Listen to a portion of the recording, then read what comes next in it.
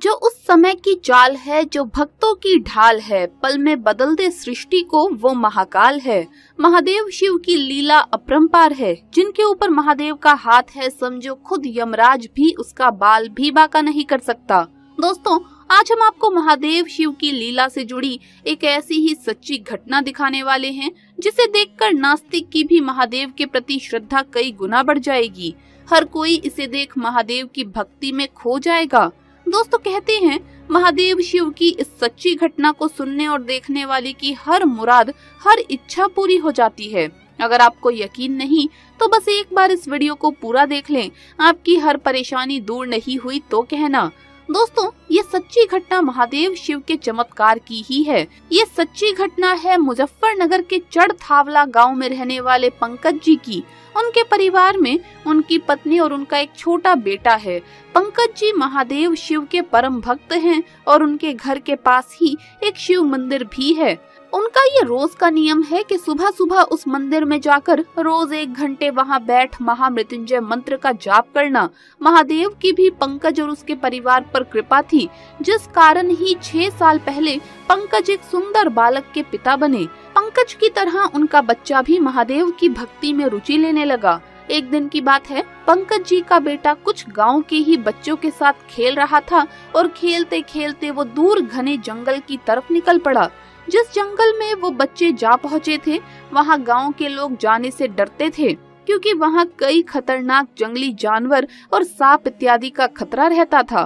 परंतु बच्चों को इन सब के बारे में क्या पता था। वो तो खेलते खेलते उस घने जंगल में जा पहुँचे। पंकज जी का बेटा उस जंगल में पहुंचकर खेल खेल में एक पेड़ पर चढ़ जाता है, परंतु कुछ ही देर में उसकी जोर से चिल्लाने की आवाज आती है और वो पेड़ से नीचे गिर जाता है। जब बाकी साथी बच्चे उसकी मदद के लिए आगे आए तो पता चला कि उस पेड़ पर पहले से ही एक भयानक जहरीला सांप बैठा था, जिसने पंकज के बेटे को डस लिया था। सभी बच्चों ने मिलकर पंकज के बेटे को उठाया और वापस गांव की तरफ भागे। गांव में पहुंचते ही अपने बच्चे को देख पंकज की पत्नी जोर जोर से रोने लगी, क्योंकि वो उनका इकलौता बेटा था। बच्चे का पूरा शरीर सांप के काटने से नीला पड़ चुका था और उसे देख ये साफ पता चल रहा था कि वो बच नहीं पाएगा। उस समय गांव में करीब 2 वैद्य थे। पंकज ने दोनों वैद्यों को बुला लिया। एक एक कर दोनों वैद्यों ने पंकज के बेटे को देखा। उसकी नाभि पकड़ते हुए दोनों ही समझ गए कि बालक के प्राण तो अब जा चुके हैं। उन्होंने पंकज को कहा कि अब बहुत देर हो चुकी है, हम कुछ भी नहीं कर सकते। पंकज और उसकी पत्नी ने जब ये सुना तो दोनों की आंखों से आंसू रुकने का नाम नहीं ले रहे थे। परंतु पंकज को अभी भी महादेव शिव पर पूरा विश्वास था। उन्होंने अपने बेटे को हाथ में लिया और शिव मंदिर की तरफ दौड़ पड़े। पंकज ने अपने बेटे को शिवलिंग के सामने रखा और महादेव को हाथ जोड़ते हुए बोला कि हे महादेव, तुम तो जानते हो मैं और मेरी पत्नी, हम दोनों के ही इस बच्चे में प्राण बसते हैं। ये हमारी पूरी दुनिया है। इसके बिना संसार का हर सुख हमारे लिए फीका है। हे प्रभु, मेरे बच्चे को आखिर आपने क्यों छीन लिया? क्या मेरी भक्ति में कोई कमी रह गई थी या मुझसे कोई गलती हो गई थी? प्रभु, अगर ऐसा है तो मैं भी आपके मंदिर में यहीं अपने प्राण त्याग दूंगा। और फिर जोर जोर से रोते हुए वहाँ महामृत्युंजय मंत्र का जाप करने लगा। अभी लगभग कुछ समय ही बीता होगा कि तभी मंदिर में तेज हवाएं चलने लगी और मंदिर की घंटियां उन हवाओं की वजह से बजने लगी। तभी मंत्रों का जाप कर रहे पंकज के कानों में एक हल्की सी आवाज आती है, पुत्र, तुम रो क्यों रहे हो? तुम्हारा बेटा मरा नहीं है, बल्कि वो तो सो रहा है। तुम क्या उसे जगाओगे नहीं? इतना सुनते ही पंकज ने तुरंत अपनी आंखें खोली, परंतु आसपास कोई भी नहीं था। फिर उसने अपने बेटे की ओर देखा तो वो गहरी उबासी ले रहा था, मानो अभी अभी गहरी नींद से जागा हो। पंकज के बेटे ने उठते ही कहा, पापा, हम मंदिर कब पहुँचे? मैं तो अपने दोस्तों के साथ जंगल घूमने गया था ना। अपने बेटे को जिंदा देख पंकज की आंखों से आंसू बहने लगे और उसने अपनी छाती से अपने बेटे को लगा लिया। दोस्तों, महादेव की महिमा अपरंपार है। वो अपने भक्तों पर किसी भी तरह का कोई कष्ट नहीं आने देते। देर सवेर ही सही, परंतु वो अपने भक्तों की नैया को पार जरूर लगा ही देते हैं। यूपी में 25 साल बाद नागिन ने लिया अपने नाक का ऐसा बदला कि सभी लोगों के पैरों तले जमीन खिसक गई। दोस्तों, आपने बड़े बुजुर्गों से सुना होगा कि कभी भी नाग नागिन के जोड़े को नहीं मारना चाहिए, क्योंकि इसका अंजाम बहुत ही खतरनाक होता है। यदि दोस्तों आपसे गलती से भी नाग या नागिन मर जाएं, तो उसे तुरंत जला देना चाहिए, क्योंकि नागिन अपने नाग की आंखों में देखकर ये पता लगा लेती है कि उसके नाग को किसने मारा है, और वो अपना बदला लेकर ही मानती है।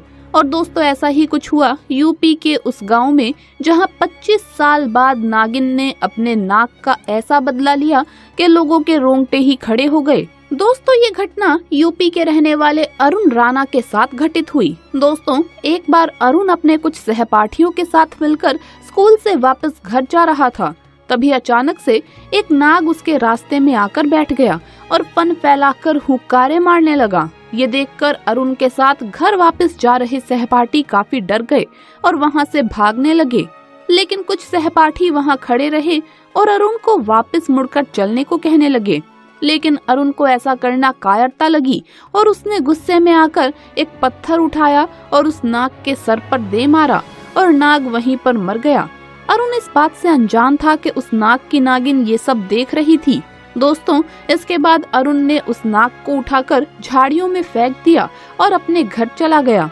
दोस्तों, जब वो नागिन अपने नाग के पास गई तो अपने नाग को खून में लथपथ देखकर वो नागिन गुस्से से लाल पीली हो गई और अपना सिर जमीन पर मारने लगी। इसके बाद नागिन ने अपने नाग के शरीर को एक जगह पर रख दिया और अपने नाग का बदला लेने के लिए अरुण को ढूंढना शुरू कर दिया।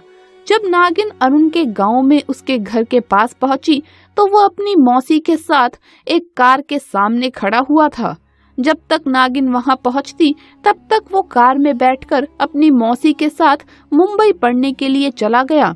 दोस्तों, अरुण पढ़ लिख कर डॉक्टर बन गया। अरुण की मां का ब्याह काफी गरीब घर में हुआ था, जबकि उसकी बहन ने भागकर किसी बिजनेसमैन से शादी कर ली थी, लेकिन उन्हें संतान का सुख कभी प्राप्त नहीं हुआ था और इसीलिए उन्होंने अरुण को पालने का फैसला लिया। अरुण का लगाव पढ़ाई में ज्यादा होने के कारण उसके माता पिता ने भी अपने दिल पर पत्थर रखकर ये फैसला लिया। वहीं अरुण भी अपनी मौसी की मेहनत और अपने माता पिता के दर्द को जीतकर डॉक्टर बन गया। बाहर विदेशों में जाकर अरुण ने कई डिग्रियां ली और वो जानवरों का डॉक्टर बन गया, जिसमें वो सांपों का विशेषज्ञ था। दोस्तों, जब 25 साल के बाद अरुण अपने मौसा मौसी के साथ गांव वापस आया तो उसे देखकर सभी गांव वासी उसका स्वागत करने लगे। सबका इतना प्यार देखकर अरुण काफी प्रसन्न हुआ और अपने बचपन के दोस्तों के साथ एक खुले मैदान में जाकर बैठकर अपनी पुरानी यादों को ताज़ा करने लगा। तभी उसकी नजर उस नागिन पर गई, जो कि पूरी तरह से जख्मी थी। उसके शरीर से रक्त बह रहा था। ये देखकर ऐसा लग रहा था कि वो किसी सड़क हादसे का शिकार हो गई हो। जैसे ही अरुण ने उस नागिन को देखा तो उससे रहा नहीं गया और वो अपने घर गया और वहां से उसे पकड़ने का औजार लेकर आया और उसे बेहोशी का इंजेक्शन लगाकर उसका इलाज करने लगा।